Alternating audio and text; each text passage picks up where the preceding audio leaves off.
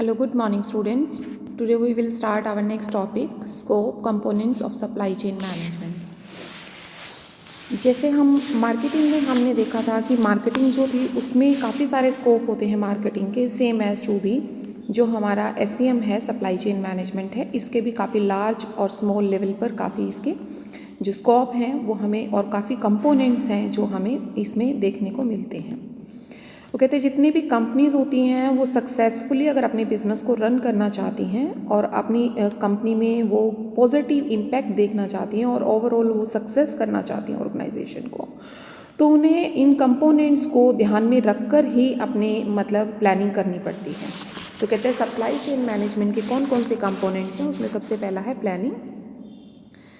ये सबसे ज़्यादा इम्पोर्टेंट स्टेज होती है जब हम स्टार्टिंग में जो हमारी सप्लाई चेन होती है उसके बिल्कुल बिगनिंग में वो कहते हैं ये एसेंशियल्स हो जाता है फाइनलाइज करने के लिए कि हमारी क्या स्ट्रेटेजिक प्रॉब्लम्स हैं, मीन किस तरह से हमें इन प्रॉब्लम्स को सोल्व करना है, उनके लिए हमें क्या प्लानिंग करनी है।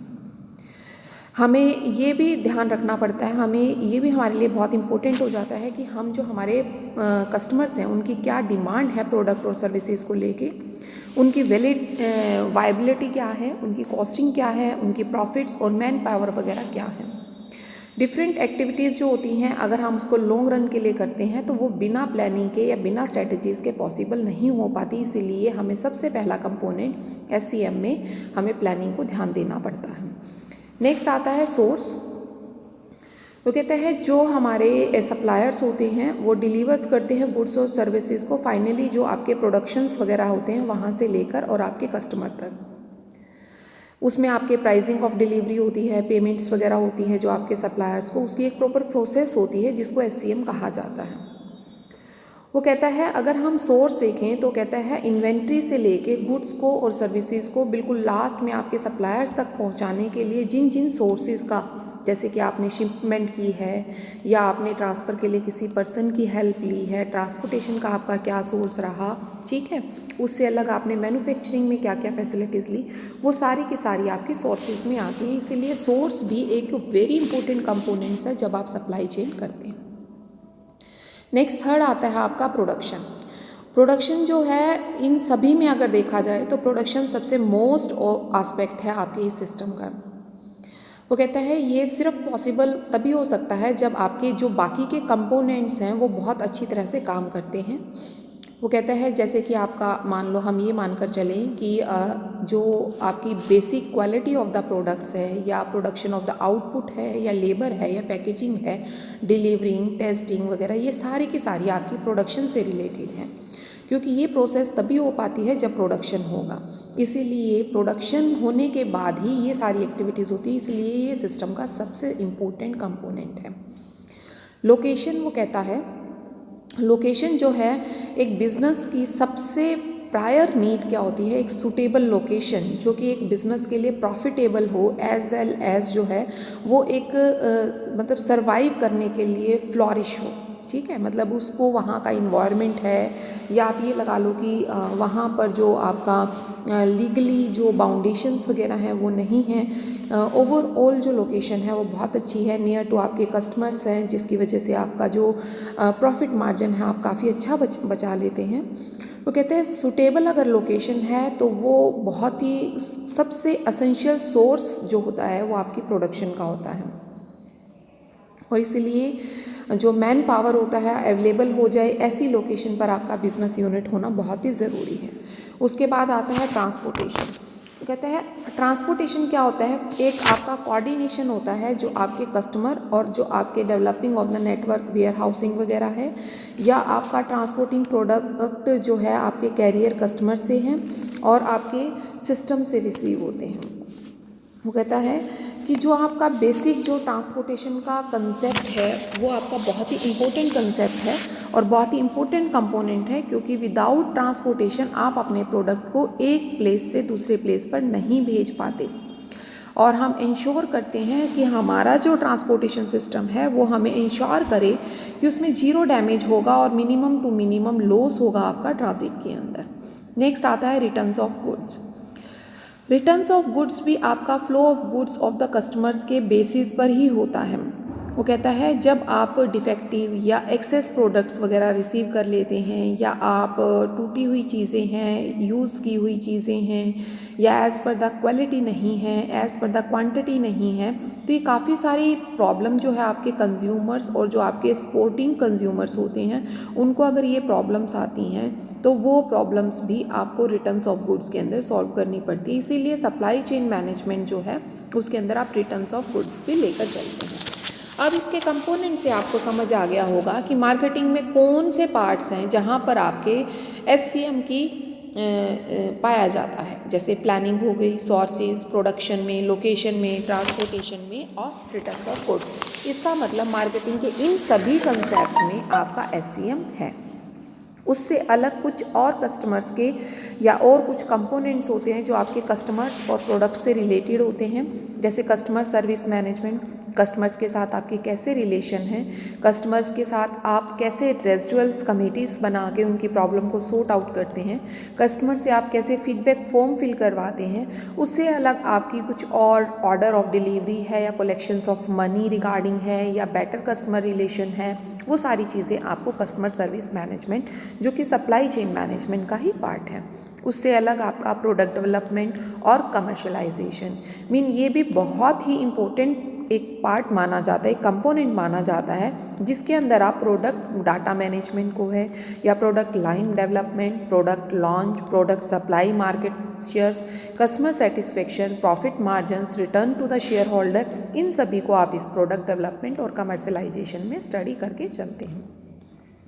उससे अलग कुछ आपके फिजिकल डिस्ट्रीब्यूशंस वगैरह, मैन्युफैक्चरिंग सपोर्ट्स और प्रोक्यूरमेंट्स वगैरह हैं, या आपकी वेयर हाउसिंग कैसी होगी, मटेरियल को मैनेज कैसे करेंगे, मैन्युफैक्चरिंग प्लानिंग कैसे होगी, ह्यूमन रिसोर्स मैनेजमेंट कैसे होगा, इन सभी पॉइंट्स को भी आपने इसके अंदर स्टडी करना है। ठीक है, जितने भी ये आपको कंपोनेंट्स बताए गए हैं, इन्हीं कंपोनेंट्स पर बेसिस आपके आगे चैप्टर्स हैं, जैसे वेयर हाउस है, प्लानिंग है, ठीक है। उससे अलग मान लो आपका स्टोरिंग आ गया, रिटर्न्स ऑफ गुड्स आ गया, वो सारी चीज़ें। नेक्स्ट आता है various flow in supply chain management. Supply chain management के बेसिकली 3 ही फ्लो होते हैं, प्रोडक्ट से सर्विस तक का, इंफॉर्मेशन से सर्विस तक का, और फाइनेंस फ्लो।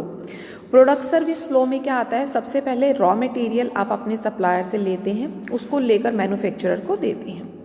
उसके बाद वर्क इन प्रोग्रेस आता है, फिर आप या सेमी फिनिश गुड्स लगा लिए जो कि वेरियस बिटवीन होता है आपके सब सिस्टम के। उसके बाद आपका फिनिश गुड्स हो जाता है जो आपके प्रोडक्शन का होता है और उसको फाइनली आप कंज्यूमर्स तक पहुंचा देते हैं। ये तो है प्रोडक्शन से सर्विस तक का, प्रोडक्ट से, सॉरी नॉट प्रोडक्शन, प्रोडक्ट से। सेकेंड होता है इंफॉर्मेशन फ्लो। इंफॉर्मेशन जो फ्लो है बहुत ही important flow of supply chain management flow होता है। इसमें आपकी सप्लाई चेन में मतलब बिना आपके इंफॉर्मेशन फ्लो के ये काम कर ही नहीं सकता एक अच्छी तरीके से। वो कहता है दोनों तरीके से होती है, फॉरवर्ड भी होती है इंफॉर्मेशन और बैकवर्ड भी, जैसे आप कम्युनिकेशन में पढ़ते थे, फॉरवर्ड ऊपर से नीचे और नीचे से ऊपर। ठीक है, जो आपकी फ्लो ऑफ इंफॉर्मेशन में क्या क्या इंक्लूड होता है, जैसे अवेलेबिलिटी ऑफ द गुड्स है, ट्रांसपोर्टेशन है, डिस्ट्रीब्यूशन डिवाइसेस हैं, एडवाइजेस हैं, इनवॉइस इंफॉर्मेशंस वगैरह हैं, ठीक है, या आपके कस्टमर्स की फीडबैक वगैरह है, क्योंकि ये बैकवर्ड हो जाएगा। एक फॉरवर्ड होता है, एक बैकवर्ड होता है। तो फॉरवर्ड में तो आपकी एडवाइजेस आ जाएगी, इनवॉइस इन्फॉर्मेशन आ जाएगी, ट्रांसपोर्टेशन, गुड्स अवेलेबल।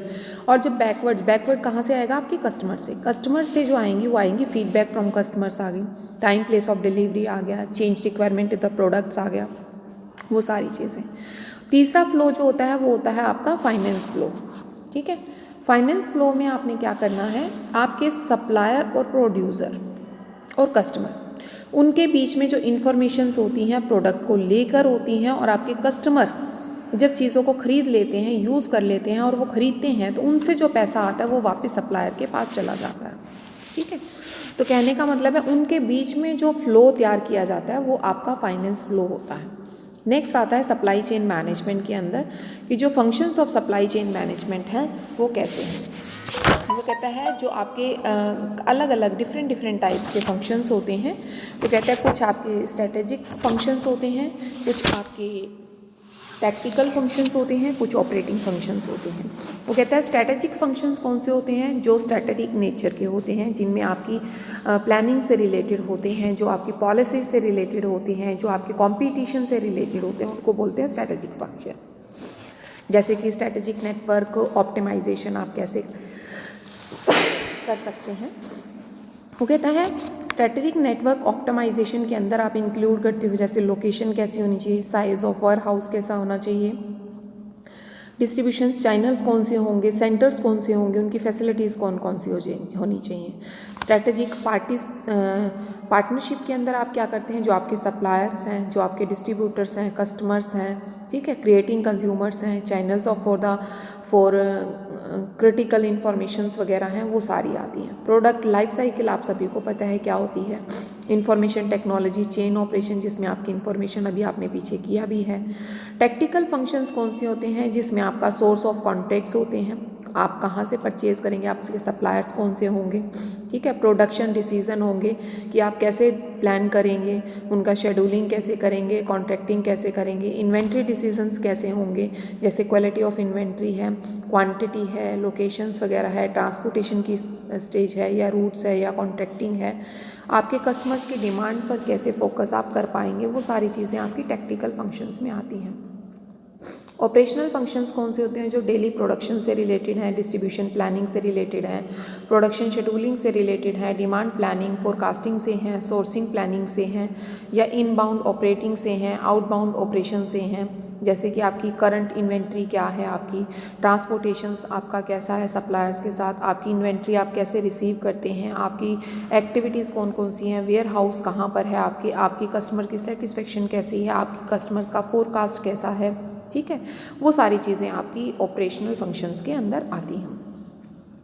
उससे अलग वो कहता है अगर हम ध्यान से देखें तो जो सप्लाई चेन मैनेजमेंट है वो काफ़ी ही एक कॉम्बिनेशन है, एक ब्लेंड है डिफरेंट मैनेजमेंट का। एक कौन कौन सी डिफरेंट मैनेजमेंट, जैसे कि इन्वेंट्री हो गई, डिस्ट्रीब्यूशन हो गया, चैनल मैनेजमेंट है, payment management, financial management, suppliers management, transport management, customer service management and material and store management, ये सारे के सारे मैनेजमेंट जो हैं वो आपके सप्लाई चेन मैनेजमेंट के अंदर इंक्लूड किए जाते हैं। उसके बाद वो कहता है अगर हम types of supply chain management को पढ़ें तो इसमें सबसे पहला आता है रॉ सप्लाई चेन, कि हम रॉ मटेरियल को कैसे सप्लाई करेंगे। रॉ का मतलब है यहाँ पर रॉ मटेरियल से, ठीक है। वो कहता है जैसे आपका रॉ मटेरियल है उसको फिनिश प्रोडक्ट में करना है तो उसको ट्रांसपोर्ट करना प्रोडक्ट को, ठीक है, उसको डिस्ट्रीब्यूट करना डिफरेंट जगह पर फैक्ट्रीज़ में।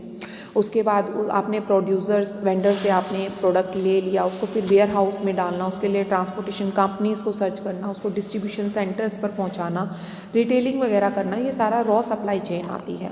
राइप सप्लाई चेन में क्या आता है, वो कहता है राइप सप्लाई चेन जो है वो आपकी रॉ सप्लाई चेन से काफ़ी एडवांस्ड मतलब है, जो कि आप पहले करते थे उससे थोड़ी सी एडवांस है। इसमें क्या होता है, जो आपकी फूड सप्लाई चेन जो होती हैं जिसमें कि बहुत ही कॉम्प्लेक्स होता है, क्योंकि इसमें ज़्यादातर आपकी पेरिशेबल चीज़ों को लिया जाता है। फूड सप्लाई चेन जो होती है वो आपकी जो होती है कन्फ्रंटेड होती है आपके कंज्यूमर्स की डिमांड और फूड क्वालिटी और आपकी सस्टेनेबिलिटी से रिलेटेड। इसीलिए जो ये टाइप ऑफ सप्लाई चेन है ये एग्जिस्ट है सिर्फ फूड सेक्टर के अंदर ही।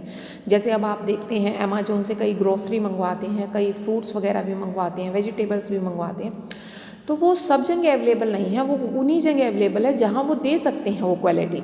तो इसीलिए वो कहते हैं ये राइप सप्लाई चेन है, एडवांस तो है लेकिन अभी इसका स्कोप इतना ज़्यादा नहीं है। एक्सटेंडेड सप्लाई चेन, एक्सटेंडेड क्या होती है, वो कहता है एक्सटेंड कर दिया जाए एक कंपनी की बाउंड्रीज़ को, ठीक है। और कंपनीज़ की बाउंड्रीज़ का मतलब है सिर्फ आप कंसंट्रेट और पार्शली नहीं रह जाते, बल्कि आप अपने प्रोडक्ट को लेकर एक ऑटोमोटिव सेक्टर तक भी जाते हैं, ठीक है। सप्लाई चेन जो है बेसिकली आपका एक्सटेंडेड सप्लाई चेन जो होती है वो ऑटोमोटिव सेक्टर होता है।